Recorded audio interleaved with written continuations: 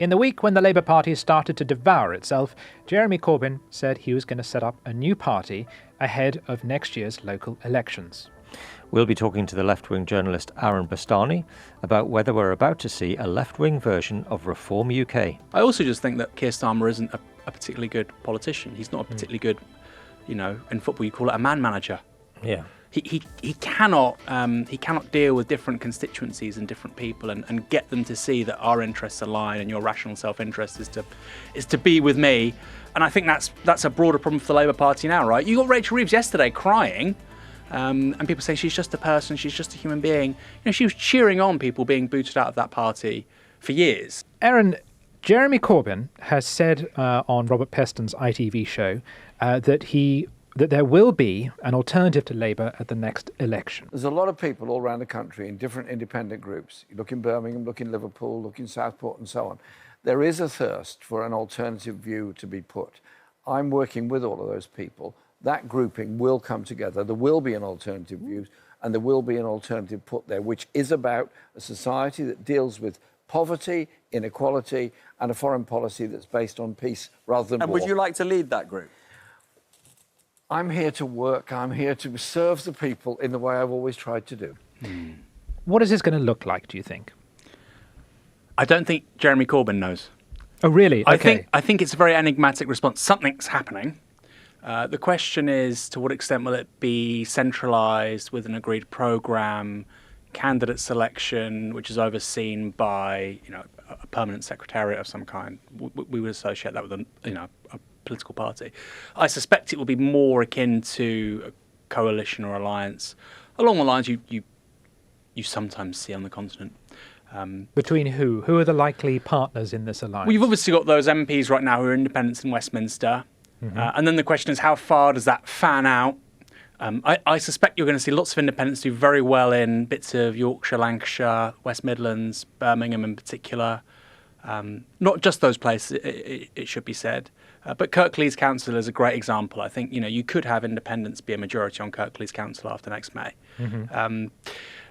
So the question is, what will the coordination be between these various people? And I still think that's very much up for grabs. Do you think the Green Party would be part of that alliance? No. Okay. No, the Green Party doesn't need to be. I mean, the Green Party, bear in mind, quadrupled its Westminster representation fourfold in 2024. They've won councillors every year for the last 8 years.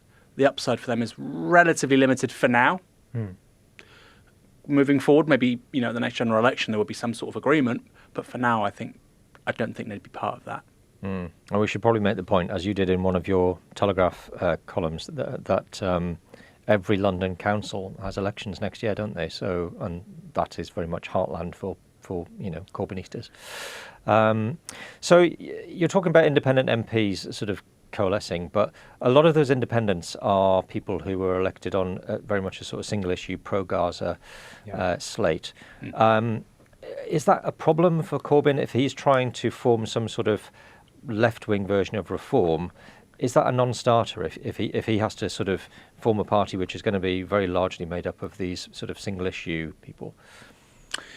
Yes and no. I mean, I think people understate the ideological heterogeneity of reform. I mean, my goodness, that really does. And also just the Brexiteer right has just encompassed a really wide range of people in terms of politics, economics and cultural views. And so I don't see why the left couldn't do something similar. But you're right that in regard to the 4 MPs that were elected alongside Corbyn on Gaza last year, that is primarily the issue that matters to the people that voted them. Not the only issue. Some of it boils down to British foreign policy more generally, anti-austerity, etc. And I think what shouldn't be understated is the sedimentary networks from years gone by. So yes, of course, Gaza matters, but when George Galloway came third in Batley and Spen, a lot of those voters were upset about cuts to local services, potholes. I think the library had been shut recently in Batley town centre itself. Batley, people might not know this, it was the bed capital of Britain. This was like a light manufacturing of beds in Batley was a major thing. A lot of those jobs have been lost to overseas. So, it's a real range of reasons. And of course, a very talented politician can capture all these things. But I think it would be dishonest to say that, yes, the primary issue is Gaza and British foreign policy more generally. I think the $64 million question is that project will live and die on the extent to which it can connect, and I think this is true personally, it can connect failed foreign policy of the last 30 years and inward migration to Europe from people who've been displaced. And I think if you start to do that in a compelling way, I think you can attract quote-unquote right-wing voters, or at least damp that line of attack down quite well. We'll see. And that's the big question, right? I think this anti-war argument for too long has gone hand in hand with establishment liberalism. I think the minute you stop doing that, you could see some quite interesting coalitions. Why, given Labour's attempts to achieve some kind of middle ground on the Gaza issue, why has it not gone away? Why is Labour still dogged by this? That might seem like a silly question to you. No, it's a great question. I mean, I would say that what's happening in Gaza now is unprecedented. Even in the history of Israel since 1948, what's happening is really, really unprecedented in terms of the scale, in terms of the ferocity, but also the fact that the videos and pictures are just coming into the West on our phones and our TV screens just in real time constantly. It's a very new variable, right? I think even Operation Cast Lead, you didn't see anything like that. So that's one part of it. I also just think that Keir Starmer isn't a particularly good politician. He's not a particularly good, in football you call it a man manager. Yeah. He cannot deal with different constituencies and different people and get them to see that our interests align and your rational self-interest is to be with me. And I think that's a broader problem for the Labour Party now, right? You got Rachel Reeves yesterday crying, and people saying she's just a person, she's just a human being. She was cheering on people being booted out of that party for years. She was talking to the FT and she said precisely that. We don't want them here. She was, she was very, very happy when other people were on the way out politically, including somebody like Jeremy Corbyn. And I find it quite striking that there seems to be this double rule. You could almost say two tiers in terms of how we treat our politicians. But yeah, Keir Starmer very ineffective, and I think that's the major reason why. You mentioned Rachel Reeves. Let's go back in a second to what Jeremy Corbyn's up to. But since you mentioned Rachel Reeves, have you heard anything about what was going on there? And if not, do you have any theories for why she had that sort of breakdown? I'm no more privy to insider information than you chaps are, I suspect. You did have, look, again, it boils down to how the media relays this stuff. We don't know what it was. It was private issues. Well, Kemi Badenoch really went for her full throttle, basically saying that she's on her way out. The PM isn't willing to defend her. And then she breaks down in tears. This is the day after the government's signature welfare policy is effectively spiked a few hours before a vote. That is very unusual. It's absolutely unprecedented within a first term of a government. And I think that Rachel Reeves knows that her career is probably over after the autumn budget. And this is somebody who identified with being a successful politician, apparently since a very young age. She's made a great deal about breaking the glass ceiling of being the first female chancellor, although, of course, this country had many female prime ministers before her. So I think she kind of feels a bit humiliated, no? I mean, I don't know. People say it's maybe a personal bereavement. Of course, if that is the case, I'm very sorry for her. Although if it was a bereavement, she wouldn't have been in the chamber. Well, I'd hope not. And also, if she insisted on being in the chamber, I think a good boss, and the Prime Minister is her boss, would say, no, you're not doing that. So, I mean, we don't know, but it's pretty striking, isn't it? The Chancellor of the Exchequer of the United Kingdom of Great Britain and Northern Ireland being in tears at PMQs. And some people are trying to excuse it and make out like it's normal. I mean, crikey. Yeah. Some people will say anything. Yeah, it's not normal. I think a lot of people listening to this or watching it will be wondering whether, given that you had these 100 and odd people who originally were going to rebel against the welfare bill and who ultimately almost effectively killed off the welfare bill. Two questions. One, could you see some of those Labour MPs defecting to a more left-wing party if one was set up by Jeremy Corbyn? And sort of following on from that, do you think that Labour is still very much a divided party and that there is still a large percentage of the parliamentary party that is on the sort of the left, the sort of more Corbyn side of it, given that Morgan McSweeney and Keir Starmer were supposed to have purged the party of those people at the last election. Yeah. So in answer to the first question, I think, yes, a large number of those people could join a new left party or a left coalition of independents or even the Green Party. I think that's quite plausible. And then on the second point about, well, the purges, maybe, they weren't as extensive as we think. The median Labour Party member and also MP, and those are two separate categories, but the same analysis applies to both, thought that Starmer would come in, all that was needed was a more competent professional version of the Conservative Party, and that we would go back to 1997. I mean, that was basically the sell, right? There was absolutely no real acknowledgement of the fact we've had 17 years of stagnant productivity at the last general election, that, in terms of our national debt, servicing that costs in excess of £100 billion a year. I think it was £110, £120 billion last year. The deficit's obviously £120 billion, ageing population, etc., etc., etc. That's a very different set of conditions. And all Starmer basically said ahead of the last election was, I'll grow the economy. I would simply grow the economy. And of course, if you don't simply grow the economy, you will have to have austerity. And that's what we're seeing. When I mean austerity, I mean you're going to have to, we talk about fiscal consolidation, you either get tax rises or you make certain cuts to public spending. So people can argue about austerity, but that's basically what I'm talking about. There would have to be some kind of consolidation, tax rises and spending cuts, and that's what they're doing. And I think the average Labour MP, of course many of them are new, had no idea that was on the way. They had no idea. And I think that speaks to the calibre of people in politics today, but also the fact that maybe, they didn't want to think about that, actually. It's quite nice to think that I'm a good person, I'm on the side of good, and we're going to do good things, and actually the problems aren't very hard or even intractable. But they probably are in many cases. So I think that's the explanation. It's not because they're incredibly left-wing. And this also applies to Labour voters. A lot of Labour voters are just really confused. They say, we voted for this guy, and now they're going after Pip. This doesn't make any sense. Yeah. Of course, it makes sense when you look at the details of the British economy. Yeah, they've got buyer's remorse. But if the choice is between growth versus austerity, fine.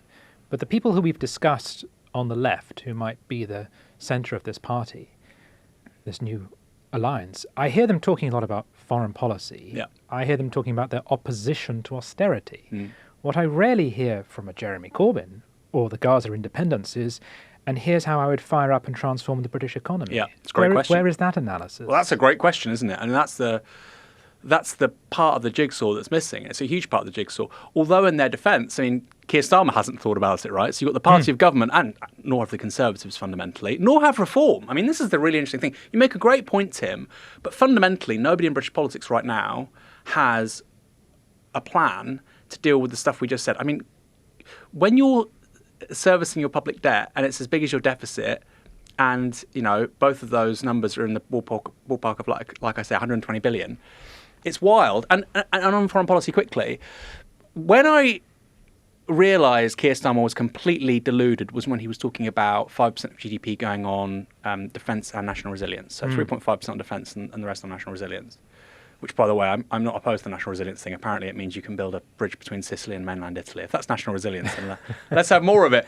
But, that's when I realised this guy has absolutely no idea what he's talking about. The idea that you're going to go to 3.5% of GDP on defence spending when the fundamentals of the British economy are so bad, they are so bad, I mean, he's just completely out there. And so I suppose there is a left-wing argument you could make, and I would make it, that look, there's literally no point of having Trident and F-35s and all these other bits of kit if the supply chains aren't in the UK. If we cannot make our own microprocessors in Britain, it means nothing. If we don't have the knowledge of the industrial processes behind all of this stuff, and we do for some of it, it literally means nothing, because in a war, no steel manufacture, no intellectual knowledge about how to make stuff, no domestic energy production.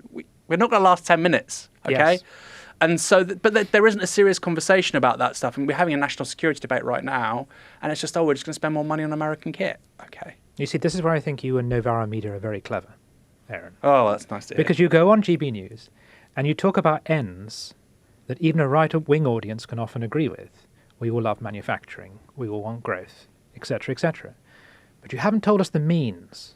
And I wonder if some of your means involves punitive tax rises. On who? I think Well, I'm on tax, I'm assuming probably more because- unpopular than you are, actually. Okay, really? Because how on earth are you going to pay for this second industrial revolution? Yeah. Well, I think... And not cutting pips and all the other things that the left is so keen on. Yeah, I'd say two things. Firstly, I think, personally, we can substantially shrink the administrative state. Personally. I know lots of people out there say that, everybody says that all the time in politics. You know, the OBR, I don't think should exist. Supreme Court, I don't think should exist. I think anybody with the word commissioner in their name probably shouldn't exist.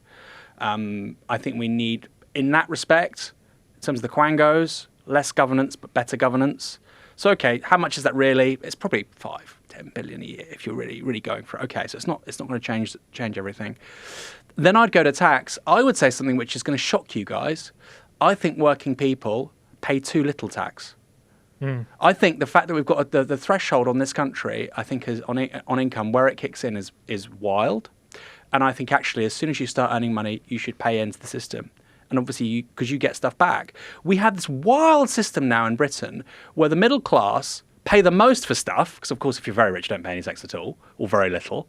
The middle class pay the most for stuff, and they get very little in return. And clearly, there's going to be no consent for that system. You can be a very successful working man or woman on 100 grand plus a year. Your partner stay at home. You're doing all the right things. You've got 3 kids. The state's not going to help you. The state is not going to help you if you're not doing so well. And again, I'm not going to admonish somebody for having kids if they're not in the right economic situation. Of course, I wouldn't do that. But the state incentivizes you to do that, and it doesn't incentivize people who are doing, ticking all the boxes, made some good choices, got really lucky. It doesn't help those people. So I think we're in a very weird situation where we have social justice conjoined onto a very weird tax system where we disincentivize good behaviour constantly and we incentivize less than good behaviour. And we think these are, morally praiseworthy. And then we ask, well, why is the country going to hell in a handbasket? Okay, a lot of people would agree with that. That's what I'm saying. I'm probably more right-wing than some of your listeners out there. Yeah, but it means reform, of course, would disagree because it takes more people. But the part of the reason why... reform are completely wrong on that. But conservative parties have done that, taking the working poor out of tax, precisely because they want to make the system seem more progressive. They want to encourage those people to work, but then not punish them for doing so. So they've attempted to make the current tax system seem fairer in that sense of exempting people who at least do go and get a job from having to work, from having to pay tax on it. Yeah, but then we have these bizarre, sort of, like I say, incentives. So yeah, they don't pay any tax on that. But if you're paying 50% of your income in terms of rent, that creates all kinds of dysfunctions. If you want people to be in work and get good wages, this is where I'll be an old-fashioned socialist, have collective wage bargaining agreements and have trade unions. Okay, they're not always going to say things you like, but that's a good way of guaranteeing healthy wages for working people. This idea that we're going to have the tax threshold here and the minimum wage is going to... And I'm not opposed to minimum wage, but I think the idea that you use that as the unique instrument of social justice alongside tax policy, it's clearly not working. Can I ask you a question that probably a lot of people listening and watching this will be asking themselves, or be quite keen for somebody to tell them? What is the definition of a working person? Keir Starmer keeps talking about working people. You've said it quite a few times. Yeah. Does anybody who has a job count as a working person? Yeah. Does somebody who earns £200,000 count as a working person, or are they not a working person because they earn too much in maybe Sir Keir's view? Yeah, it's a great question.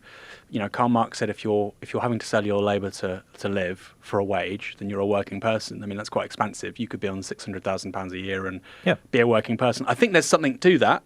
I think it is a good description, personally. But in the real world, I'd say probably earning less than 150 grand. Okay, so if you're on 160, you're no longer a working person. No, it's an arbitrary. Should be working very hard. Exactly. It's an arbitrary thing, and also look, there are people like if you look at the Norwegian Sovereign Wealth Fund, the guy managing that is on I think 500,000. Or he's on a lot of money, right? Yeah. But he's adding a tremendous amount of value to the Norwegian taxpayer. Nobody's going to say, "Oh, this guy's a parasite." There's a conversation there, and I think you've got to... These are arbitrary definitions. I like the Marxist one, but at the same time, it seems a bit wild that people are being paid, say, £1 million a year, and you can call them a working person. I think I like the idea. And this is making me a bad Marxist. I like the British sociological definition of working class and middle class, where it's more about social attitudes and what kind of work you do. That seems more useful to me. Yeah, but then you're back into describing people as working class. which you haven't been saying that. You've been saying working person, and Yeah. and I think everyone understands what working class means because we're all brought up in a country where it's part of the psyche. I don't think many people understand what Keir Starmer means when he says working person. I think it means they assume that if you earn a decent amount of money, he's not talking about me because he just thinks I'm just some rich person who should be punished. When I say basically, you're working class, but also what you would say sociologically as your middle class, right? People that they might seem to be doing really well in life, but if something really bad happens or if their marriage breaks up, they could still be in a very bad spot quite quickly. But you said working class, and forgive me, I think you did say that it had a cultural dimension to it as well. Yeah, that's the English kind of, which I think has some value to it. I think a lot of people agree. In which case, again, the coalition we're talking about tends to not be culturally conservative. So the British working class classic definition is economically needs help, culturally quite conservative. But the people like Jeremy Corbyn, and some of those on the left, the Green Party, they're the very opposite of that. So how do you square that circle of a left-wing party is trying to speak for the working class, but the working class, which increasingly votes Reform, or even in America Republican, does not culturally align with their vision of the country? So there's a few things that are crossing across one another here. So if you look at, for instance, by age, the major cleavage for politics in this country is age. The major cleavage. And you might say, well, that's time limited, it'll change, they get older, they'll change voting habits. But if you look at the 2019 general election, Labour with Jeremy Corbyn, amongst under 65s, won more votes than the Tories in 2019. I know that sounds hard to believe. They did. I think it was single digit percentage, 2% difference between them and the Tories, but they did. But then, of course, they get smashed amongst the over 65s. So I think that is a really important appendage to what you just said. But there's no doubt that on the culture stuff, that has been over the last 10 years a challenge for the left. But then equally, my sort of response would be when you see these projects that come up like Blue Labour or Sarah Wagenknecht in Germany, actually I think she's more coherent. Take Blue Labour. They talk about the social and cultural stuff, which is fine, crack on with that. But they don't then talk about the economic stuff. So I wonder, do you actually care about the economic stuff? Yeah. Can I just ask you, famously, Jeremy Corbyn got more votes in, I think, 2017 than Keir Starmer got when he won in 2024, despite Starmer's huge majority. Do you think that the Parliamentary Labour Party is perhaps still misaligned with its membership, or certainly with the voter base, that they are further to the right than the voters are? Which obviously would potentially benefit Jeremy Corbyn if he was setting up a new party. The membership is absolutely to the left of the party. But I think what you've seen with the welfare, I was going to say votes, it wasn't the votes in them because they basically spiked their policy. What you've seen with the welfare farrago is that actually the MPs are, this isn't the right phrase, but they're to the left of reality, right? Which is to say that they have been sold a pup by Keir Starmer and Rachel Reeves about what has to happen in this country. We're going to have to endure some really hard times in this country. They're working off ideology, and Keir Starmer's working off reality. But is he? I don't think he even knows this stuff. Rachel Reeves, I think, tells him the economic side of things, and Morgan McSweeney tells him the politics. I don't think he. Yes, well, there's a political reality and there's economic reality, isn't there? And the economic reality is that you have to get the welfare bill down. The political reality, as we've seen, is that you can't. Not with the current crop of MPs. I suppose a left-wing response to that is, why should the welfare bill go down when you're saying that defence spending is going to go from 2.3 to 3.5% of GDP? Now, of course, the response then is, well, we have to because of Russia and national interest, national security. Nobody thinks right now that 2.3%, which is about £60 billion, nobody thinks that's being spent well. No, literally nobody. I've spoken to really top people in procurement who are not left-wing, and they say it's the most wasteful procurement in the public sector, bar none. So why are we then increasing that by 50% when it's already spent so badly? That would be my response. Why are we doing that? And then, okay, once we get that on top of that, we can talk about welfare. And I think there's, with huge bureaucracies, there's always money that's going to be wasted. Of course there is in any sphere of public spending. So that to me is that's the crazy thing.